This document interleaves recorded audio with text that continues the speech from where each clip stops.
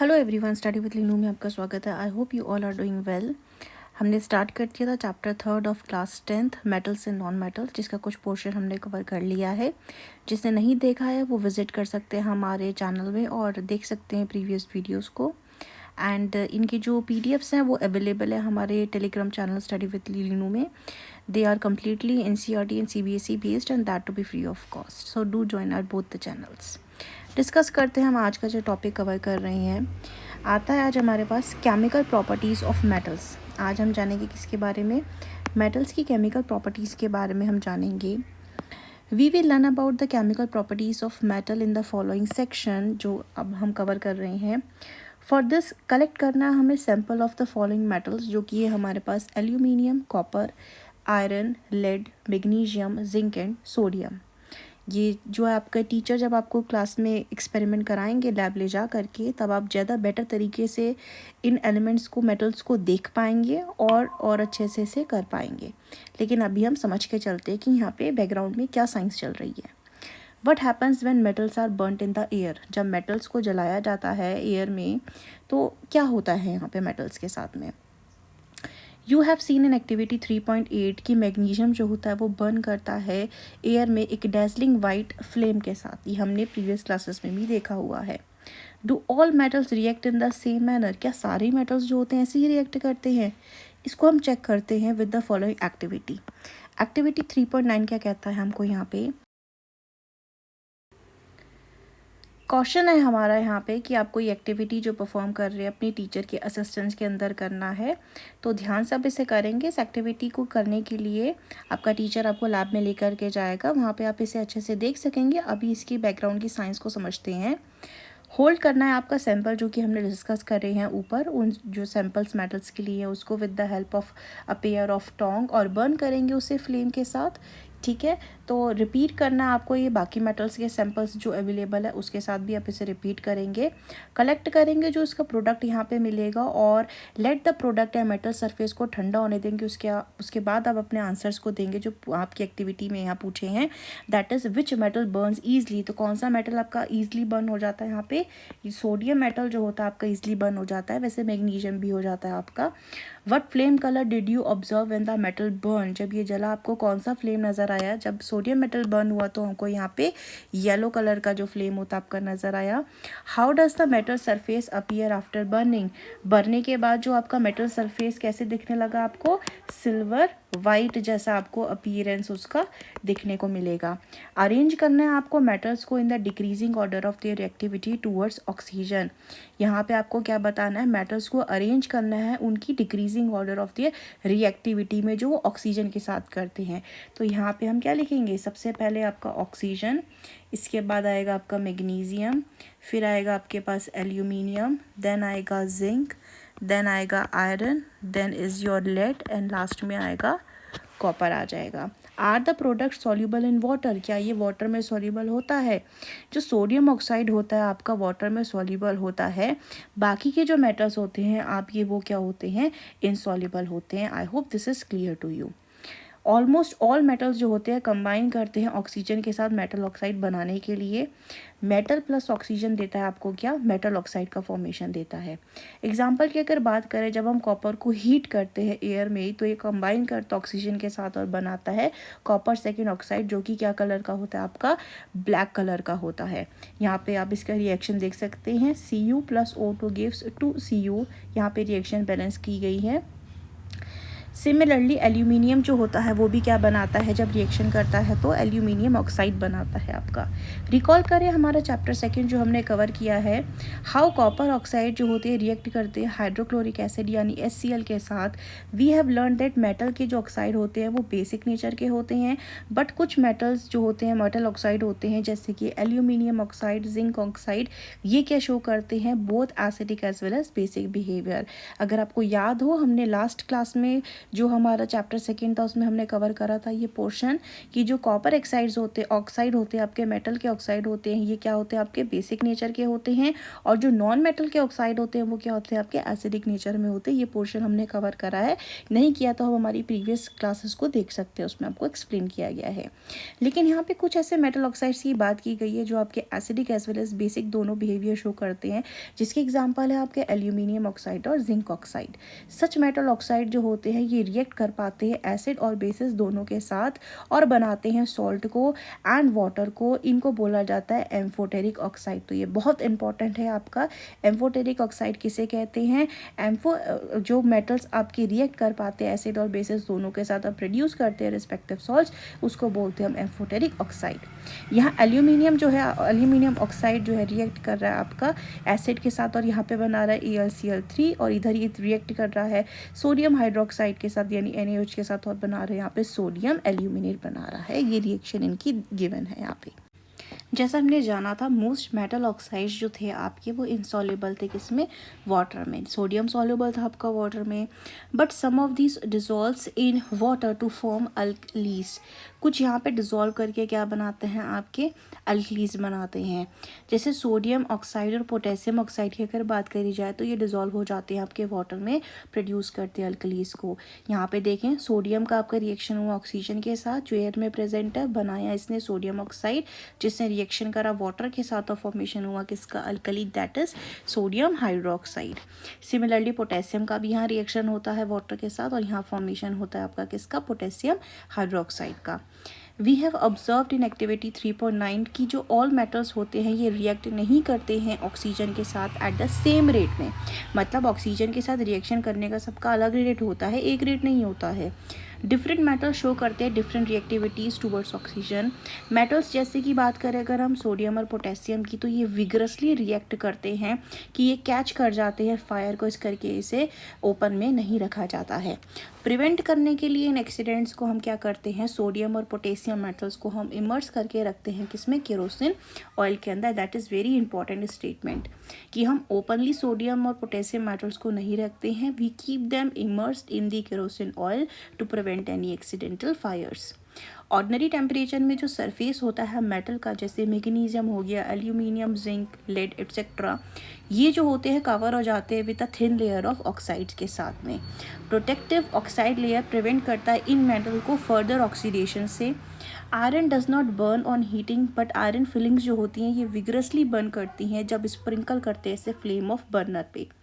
Copper does not burn but hot metal जो होता है is coated with a black coloured layer of copper second oxide का। Silver और gold जो होते हैं ये do not react with the oxygen even at the high temperature में। ये सारी अलग अलग प्रॉपर्टीज़ है, करेक्टरिस्टिक्स हैं किसकी? आपकी मेटल्स की यहाँ पे।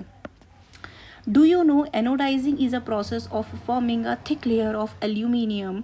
Aluminium जो होता है डेवलप करता है एक थिन लेयर जब इसे एक्सपोज किया जाता है किसके साथ? एयर के साथ। ये एल्यूमिनियम ऑक्साइड जो होता है coat make resistant to further corrosion. ये जो रेसिस्टेंस होता है can be improved further by making the layer thicker. During anodising a clean aluminium article जो होता है is made the anode and is electrolysed with dilute sulphuric acid. जो oxygen gas होती है इवॉल्व होती है एट द एनोड और react करती है एल्यूमिनियम के साथ बनाने के लिए एक थिकर प्रोटेक्टिव ऑक्सीडाइज लेयर को। ये ऑक्सीडाइज लेयर जो होती है can be dyed easily to give aluminium articles and attractive finish. After performing activity 3.9 जैसे कि ऊपर हमने देखा था, you must have observe that कि जो सोडियम होता है ये मोस्ट रिएक्टिव होता है of all the samples of metal जो कि लिए गए हैं यहाँ पे। द रिएक्शन ऑफ मैग्नीशियम है ये लेस विगरस होता है, इम्प्लाई करता है कि ये उतना रिएक्टिव नहीं है जितना सोडियम रिएक्टिव है। But burning in oxygen does not help us to decide about reactivity of zinc, iron, copper, lead. Let us see some more reactions, तब हम किसी कंक्लूजन में आते हैं about the order of reactivity of इन metals के बारे में। नेक्स्ट आता है हमारे पास what happen when metal react करता है वाटर के साथ। एक्टिविटी 3.10 की अगर हम यहाँ पे बात करते हैं, कॉशन है, टीचर के असिस्टेंस की हेल्प से यहाँ पे एक्टिविटी को परफॉर्म करेंगे। You have to be very careful for this. अगर यहाँ पे हम बात करते हैं आपकी कलेक्ट करना है sample of some metals in active as an activity 3.9, मतलब वही मेटल्स आप ले सकते हैं। Put small pieces of sample separately in beaker half filled with cold water. ठंडा पानी है, ठंडे पानी में आप सेपरेटली जो है इन सैंपल्स को डालेंगे, इनके छोटे pieces. Which metal reacted with cold water, कौन सा मेटल जो है कोल्ड वाटर के साथ रिएक्ट कर रहा है। फिर अरेंज करें them in the increasing order of their reactivity with cold water के साथ पे। सबसे पहले अगर हम यहाँ पे देखते हैं जो मेटल आपका रिएक्ट करता है वो करता है आपका सोडियम, सिंबल्स मैं लिखूँगी यहाँ पे, सोडियम, पोटेशियम, कैल्शियम, ये रिएक्ट करते हैं आपके किसके साथ, कोल्ड वाटर के साथ। तो जो इंक्रीजिंग ऑर्डर हो जाएगा यहाँ पे रिएक्टिविटी का कोल्ड वाटर के साथ, सबसे ज़्यादा रिएक्टिविटी किसकी होगी यहाँ पे, सोडियम की होगी। इसके बाद किसकी है आपकी, पोटेशियम की होगी। इसके बाद किसकी है आपकी, कैल्शियम की होगी। Did any metal produce fire on water, तो यस, इसका आंसर होगा हाँ। सोडियम और जो पोटेशियम होता है, हमें आपको बताया ना, अब ये वाटर के साथ भी क्या करता है आपका रिएक्शन कर जाता है और प्रोड्यूस करता है किसको, फायर को प्रोड्यूस करता है। Does any metal starts floating after some time, yes, calcium जो होता है आपका ये थोड़े टाइम के बाद फ्लोट करना शुरू कर देता है। Put the metals that did not react with cold water in the beaker half filled with the hot water. अब आपको चेंज करना है, यहाँ पे हॉट वाटर यूज़ करना है। For the metals that did not react with hot water, arrange the apparatus as shown and observe their reaction with the steam. Next अब हम यहाँ पे क्या करते हैं, which metal did not react with the steam। अब steam के भी साथ किसने यहाँ पे रिएक्ट नहीं करा है, तो आपका copper, lead, silver and gold, ये आपका स्टीम के साथ भी क्या कर रहे हैं, रिएक्शन नहीं शो कर रहे हैं। अरेंज करना है इन मेटल्स को in the decreasing order of reactivity with the water. तो हम देखेंगे सबसे ज़्यादा रिएक्टिविटी कौन कर रहा है, सोडियम, फिर potassium, calcium, magnesium, aluminium and then आपका आयरन। मेटल ऑक्साइड, मेटल्स जो होते हैं आपका रिएक्ट करता है वाटर के साथ एंड प्रोड्यूस करता है metal oxide and hydrogen gas. Metal oxides that are soluble in water dissolve in it further form करते हैं मेटल हाइड्रोक्साइड्स को। But all metals do not react with the water, सारे metals react नहीं करते हैं water के साथ पे। मेटल्स जैसे कि पोटेशियम हो गया, सोडियम हो गया, ये वायलेंटली विग्रस तरीके से रिएक्ट करते हैं कोल्ड वाटर के साथ। In case of sodium potassium जो रिएक्शन होता है ये वायलेंट और क्या होता है आपका एक्सोथर्मिक होता है, एनर्जी रिलीज होती है यहाँ पे। रिएक्शन इसकी देखेंगे, पोटेशियम लिया है हमने, वाटर के साथ रिएक्ट कराया, फॉर्मेशन हुआ है पोटेशियम हाइड्रोक्साइड का, रिलीज हुआ है यहाँ पे एनर्जी और साथ में ही आपका फॉर्मेशन हुआ है हाइड्रोजन गैस का भी। The reaction of calcium with water जो होती है ये लेस वायलेंट होती है, क्योंकि यहाँ पे क्या है, जो हीट इवॉल्व हो रही है ये इतनी सफिशिएंट नहीं है कि जो यहाँ हाइड्रोजन प्रोड्यूस हो रही है वहाँ पे कैच कर सके फायर को। और यहाँ पे कैल्शियम क्या होता है आपका फ्लोट करना शुरू कर देता है, क्योंकि यहाँ पे जो बबल्स होते हैं हाइड्रोजन गैस के फॉर्म होते हैं वो स्टिक कर जाते हैं किसके, मेटल सरफेस के ऊपर में। Magnesium do not react with cold water, magnesium भी ठंडे पानी के साथ रिएक्ट नहीं करता है। मैग्नीशियम आपका रिएक्ट करता है हॉट वाटर के साथ और बनाता है मैग्नीशियम हाइड्रोक्साइड एंड हाइड्रोजन। ये भी स्टार्ट करता है फ्लोट करना, क्योंकि जो बबल्स होते हैं हाइड्रोजन गैस के स्टिक कर जाते हैं आपके किसके साथ, सरफेस के साथ मेटल की। मेटल्स जैसे कि एल्यूमिनियम, आयरन और जिंक हो गया, ये रिएक्ट नहीं करते हैं either with the cold water लो या हॉट वाटर लो, लेकिन ये किसके साथ रिएक्ट करती है, स्टीम के साथ रिएक्ट करते हैं और मेटल ऑक्साइड हाइड्रोजन गैस का फॉर्मेशन करते हैं। यानी एल्यूमिनियम और आयरन जो होता है रिएक्ट करता है किसके साथ, स्टीम के साथ रिएक्ट करता है। लेकिन मेटल्स जैसे कि लेड, कॉपर, सिल्वर, गोल्ड हो गया, ये वाटर के साथ रिएक्शन बिल्कुल भी नहीं करते हैं यहाँ पे।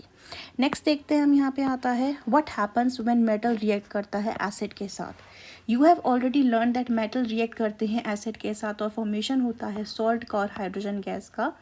यहाँ पे हमने जाना है एक्टिविटी 3.11 क्या कहता है हमको यहाँ पे, collect all the metal sample except sodium और पोटेशियम अगेन। सारे सैंपल जो प्रीवियस लिए थे आप उसको लेंगे सोडियम मेटल को हटा के। इफ़ सैंपल्स आर टार्निश यानी उनका रंग निकल जाता है, रब करें उसे क्लीन सैंड पेपर के साथ। कॉशन क्या है आपका, डू नॉट टेक सोडियम और पोटेशियम को हाथ में नहीं लेना है आपको, या फिर as they do not take sodium potassium as they react करते विग्रसली कोल्ड वाटर के साथ भी, तो आप इनको यूज़ नहीं करेंगे, this is the caution. Put the samples separately in the test tube जो कंटेन करते हैं डाइल्यूट HCl को। इनके अलावा और सैम्पल्स जो हैं आप उसको लेंगे। आप क्या करेंगे, यहाँ पे हाइड्रोक्लोरिक एसिड को डालेंगे। Suspend thermometer in the test tube so that there bubbles are dipped in the acid, और ऑब्जर्व करेंगे the rate of formation of bubbles को केयरफुली यहाँ पे आप देखेंगे। What metal react vigorously with the dilute sulphuric acid, कौन सा metal यहाँ पे आपका जो हुआ है रिएक्ट करा है, तो मैग्नीशियम जो हुआ है आपका यहाँ पे रिएक्ट करता है फास्टेस्ट, और फॉर्मेशन होता है यहाँ पे हाइड्रोजन बबल का। Which metal did you record the highest temperature, सबसे ज़्यादा टेम्परेचर भी किसका आता है आपका यहाँ पे मैग्नीशियम का आता है सबसे ज़्यादा टेम्परेचर। तो अरेंज करेंगे डिक्रीजिंग ऑर्डर के बेसिस में, तो सबसे ज़्यादा मैग्नीशियम रिएक्ट कर रहा है, फिर एल्यूमिनियम रिएक्ट कर रहा है, फिर जिंक रिएक्ट कर रहा है, और लास्ट में आयरन रिएक्ट कर रहा है। आपको यहाँ पे इक्वेशंस लिखनी है of magnesium, aluminium, zinc and iron की with the dilute hydrochloric acid के साथ में। हाइड्रोजन गैस जो होती है is not evolved when a metal react करता है नाइट्रिक एसिड के साथ में। नाइट्रिक एसिड होता है आपका HNO3, जो कि एक स्ट्रॉन्ग ऑक्सीडाइजिंग एजेंट होता है। ये ऑक्सीडाइज कर देता है हाइड्रोजन को, प्रोड्यूस वाटर, एंड इटसेल्फ अंदर रिड्यूस हो जाता है टू एनी नाइट्रोजन ऑक्साइड्स में। बट मैग्नीशियम और मैंगनीज जो होते हैं ये रिएक्ट करते हैं वेरी डाइल्यूट HNO3 के साथ to evolve hydrogen gas. You must have observed in activity 3.11 कि जो rate of formation of bubble होता है वो सबसे ज़्यादा किस केस में आया था, मैग्नीशियम में आया था, हमने जैसे कि देखा था। ये जो रिएक्शन थी was also the most exothermic in this case, यानी सबसे ज़्यादा हीट एनर्जी इसी में रिलीज़ हुई है। तो जो रिएक्टिविटी की बात करेंगे वो डिक्रीज़ करते किस ऑर्डर में, सबसे ज़्यादा मैग्नीशियम की होगी, फिर एल्यूमिनियम की, फिर जिंक की, और फिर आयरन की होगी। In the case of copper कोई भी बबल फॉर्मेशन नहीं हुआ था, and the temperature also remain unchanged. This shows that कि जो कॉपर होता है डज नॉट रिएक्ट करता है डाइल्यूट HCl के साथ, कॉपर का रिएक्शन नहीं होता है। एक्वा रीजिया जो होता है इसका लैटिन में मतलब है रॉयल वाटर। ये फ्रेशली प्रिपेयर्ड मिक्सचर होता है कंसनट्रेटेड हाइड्रोक्लोरिक एसिड का और कंसनट्रेटेड नाइट्रिक एसिड का इन द रेशियो 3:1, यानी कि HNO3:H2HCl अगर हम लेते हैं यहाँ पे तो 3:1 का इनका क्या होता है रेशियो होता है। इसे हम एक्वा रीजिया बोलते हैं। इट कैन डिजॉल्व, ये तो गोल्ड को भी डिजॉल्व कर लेता है अपने में, इवन तो neither of these acids can do so alone. Aqua regia जो होता है हाईली कोरोसिव होता है, फ्यूमिक लिक्विड होता है। It is one of the few reagent जो कि एबल होता है गोल्ड को डिजॉल्व करने के लिए और प्लैटिनम को भी डिजॉल्व करने के लिए। अब रही बात यहाँ पे रिएक्शंस की, तो हम यहाँ रिएक्शंस को भी लिख लेते हैं यहाँ पे नीचे की तरफ। सबसे पहले हम यहाँ मैग्नीशियम के साथ रिएक्शन करते हैं। मैग्नीशियम का रिएक्शन करा रहे हैं हम HCl के साथ, 2HCl हो जाएगा बैलेंस करने के लिए, क्योंकि यहाँ पे MgCl2 का फॉर्मेशन होगा प्लस H2 गैस का। इसके बाद दूसरा था हमारा एल्यूमिनियम, बैलेंस रिएक्शन करेंगे क्योंकि यहाँ पे आपका AlCl3 फॉर्मेशन होगा प्लस 3H2। नेक्स्ट आता है हमारे पास Zn, जिंक का रिएक्शन कराएंगे HCl के साथ, ZnCl2 का फॉर्मेशन होगा प्लस H2 गैस का formation. And last is iron, iron क्योंकि यहाँ पे है HCl के साथ रिएक्शन करा के FeCl2 बनाएगा and plus H2 gas. I hope this section is clear to you, and जो कोई क्वेरी होगी आपको पूछना होगा you can ask in the comment section. And if you like this video informative, like share and subscribe. Thank you for watching this video.